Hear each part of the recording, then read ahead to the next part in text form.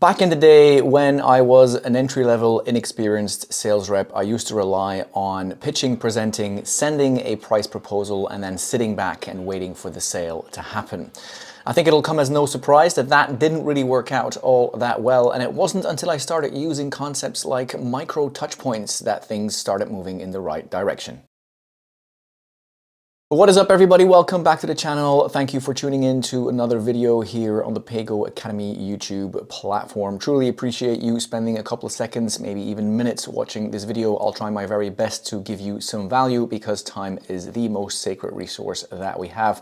And I hope I can repay your attention with some of that value. When we've moved ourselves into a position of having gained some experience, of having worked a good number of years in a particular profession, we can tend to look back at that timeline and see where those times were on that timeline from which things really started improving. If we have had the good fortune of seeing an increase in our performance and our results, if we have generally gotten better at what we do, we can look back and kind of see, okay, what were those things that really made us move in the right directions? What were the things that really kind of changed it a little bit more than some of the other things that we tried? Micro touch points is one of those things for me. When I look back at my timeline, I can clearly see that from the moment at which I started using micro touch points, then things really did start improving. So today I kind of want to explain what I consider these micro touch points to be, and then I want to give you a couple of examples of how I use them to this very day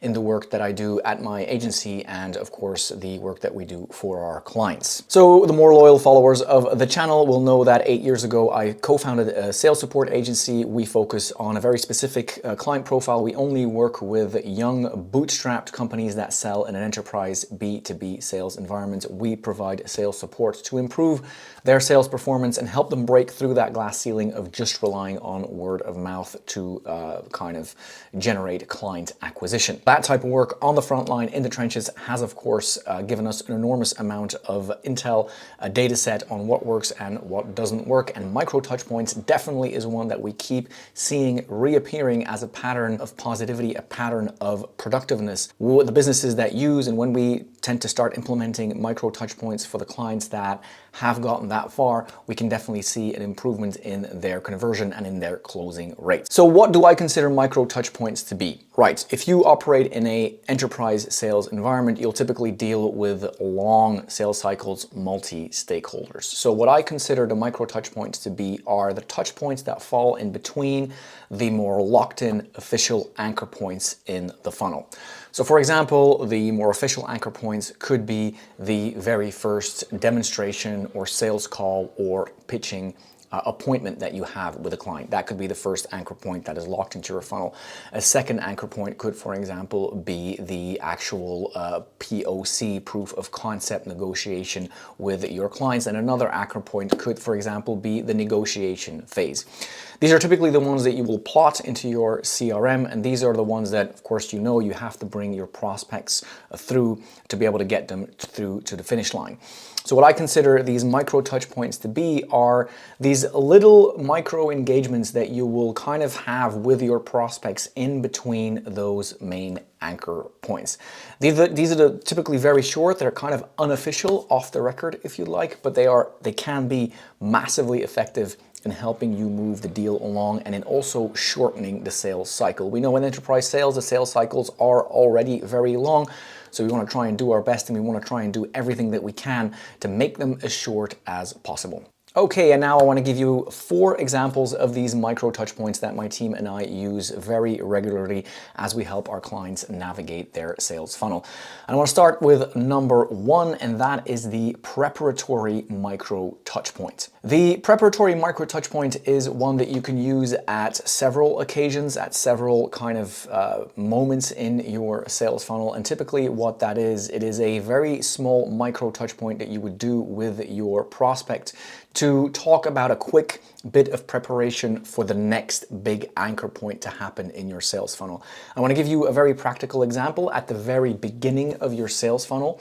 This is when you have done your prospecting or lead generation, and you know that you will have a first official anchor point, which is going to be the first official demonstration, the first official sales call. This could be virtual, or it could be actually physical, face-to-face with your prospect.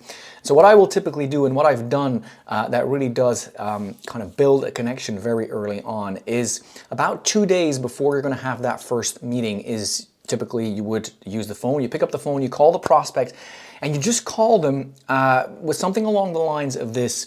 Hey, John, this is Dave calling with XYZ company. We're going to meet in 2 days to talk about such and such XYZ. Enter, you fill in your service or your product. And I just want to give you a quick call to ensure that, and then for example, you might say a beamer or a projector will be available in the room. Or you would then use an equivalent if it is in a digital format. What you're actually calling about doesn't really matter an awful lot, although it does need to make sense, of course. But it's just a way of very gently touching base and kind of sending a message of professionalism, of being prepared. You're calling them up, you're making sure that everything is set for a good, solid meeting. It doesn't have to be a long call. It could literally be like 2 or 3 minutes. It is something related to the infrastructure of the call, and you're sending a message of professionalism. And I don't know about you, but I think that most people within an enterprise sales environment prefer to work with people that take their job serious, people that are professionals, and people that have an eye for detail. And that's exactly what you're doing with that first micro touch point. Now you can of course keep repeating that micro touch point at later stages in the funnel. There are multiple of these anchor points that might require a bit of preparation, that will require you to give somebody a quick call just to make sure that everything is aligned, that you are fully prepared, and that they are also fully prepared for the session ahead. The second touch point I call, and my team and I, we call that internally the internal team meeting. So this will happen when you have buy-in from your so-called champion. Now your champion, if you don't know, that's the person that you would have initially sold to within the enterprise environment. It's the first stakeholder that typically you engage with and that you explain your service or your product to. They're typically not the decision maker in that they don't have decision-making power, nor do they have enough budget to pull the trigger on a potential purchase, but they are a heavy influencer. And so typically what you'll see with these bottom-up sales approaches is that you'll need to convince your champion first and foremost. So this happens when the champion has confirmed to you that they love or like what you do, and they are willing to bring this into the organization. They are game, they are fan, they would love to use your solution. You need to have that buy-in before this touch point can happen. Once you have that and your champion is your champion, they have also self-declared to be a champion, you then want to basically slam on the brakes with them, because what they typically will do at that moment in time is they will wander off into the organization and talk about your solution to try and involve other stakeholders into the conversation. Now what you're going to do is you're going to sit them down, and this, one can argue, could be a more solid anchor point in your funnel, but it could also be a micro touch point. For the sake of this video, I'm going to call it a micro touch point, but it's equally fine if you slot it into your funnel as a stronger anchor point, a more robust anchor point if you'd like. But what you want to do here with this touch point, whether it's micro or macro, is you want to sit down your champion and you want to ask them a set of questions around who it is that they're going to go and talk to, who it is that they're going to go and share your solution with, because it is based on that persona that you're going to have to prepare them. You're going to have to train them a little bit in the way that they will have to pitch and bring your solution to that, typically that higher up. Because what convinced the champion is unlikely going to be what convinces the higher up. So it's important that you prep your champion, you sit them down, and you make sure that they are aware of the perspective of the person that they will be speaking to. What is it that they want? What is it that's on the line for them? What is it that is going to drive them? What is it that's going to interest them? So the solution is going to have to be presented from another perspective. And as a salesperson, it's your job to kind of hold your champion back a little bit in all of their enthusiasm and make them aware of that, because you will typically not be there when they wander off into the hallways of the organization to either formally or informally speak to that next stakeholder about what it is that you do, and to try and get them so far to then join your champion on a meeting with you, so that you kind of get center stage to be able to talk to that new stakeholder about what you do. So that's the internal preparatory meeting. Super important, because if you let your internal champion just wander off, chances are that they will actually mess up the internal sale. And on to number 3. This is the one that we internally call the stakeholder profiling touch points. And this is a micro touch point where, yet again, you will call your champion and you will ask them for a bit of additional background on the new stakeholder that they will be bringing into the conversation. So this is when your champion has wandered off into the organization, they have spoken to the stakeholder, they have done a good job, they've convinced them, and they are willing to now lock in a next official sales meeting with you present to listen to what you have to say about your solution. Then your micro touch point is ringing up your champion and asking them a little bit about how that little internal meeting went, what the questions were that the stakeholder had for them, kind of get a little bit of a sense of their appetite, their motivation, and just be as prepared as you can be.